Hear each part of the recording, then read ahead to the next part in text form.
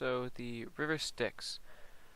It's not actually a tale, it's a place with many tales of Greek mythology intertwining and featuring the river Styx. So, pretty much, the river Styx is one of 5 rivers um, in the underworld.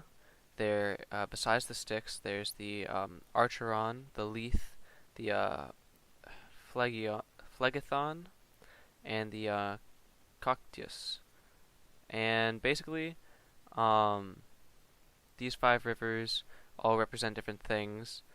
River Styx means hate, um, and then the other ones are pain, forgetfulness, fire, and wailing. So, happy topics, but it's the underworld, so makes sense. Um, Also, not only that, these 5 rivers are actually like goddesses. It's kind of weird. They're like rivers, but at the same time, they have like physical forms.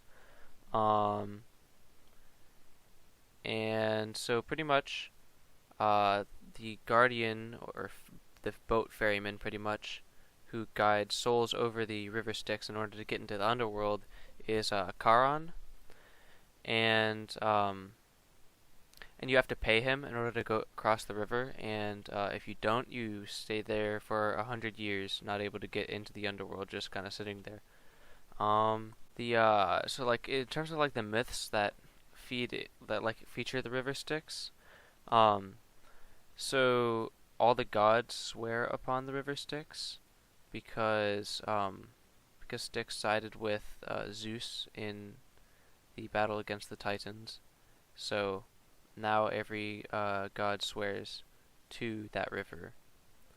Um, Not only that, Achilles, uh, he has a major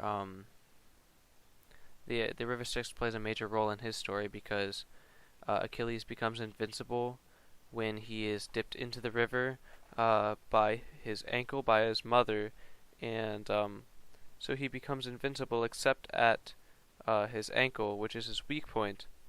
And if he gets hit in his weak point, then he basically just dies instantly.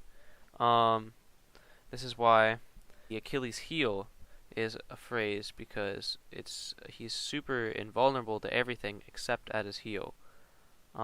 He eventually dies when an arrow goes into it. Then finally, Alexander the Great was thought to have died from poisoned water from the Styx, but modern science tells us that it was probably just bacteria. As for references to the river Styx,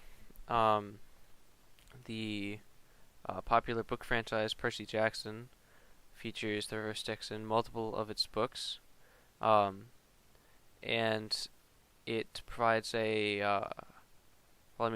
entire book is mythology, so it's like using all the source material, but also it provides a kind of menacing beginning to the underworld in those books. And then the popular video game series God of War also uses the river Styx for mostly the same effect, except in God of War it's more of a grand rite of like passage, I guess.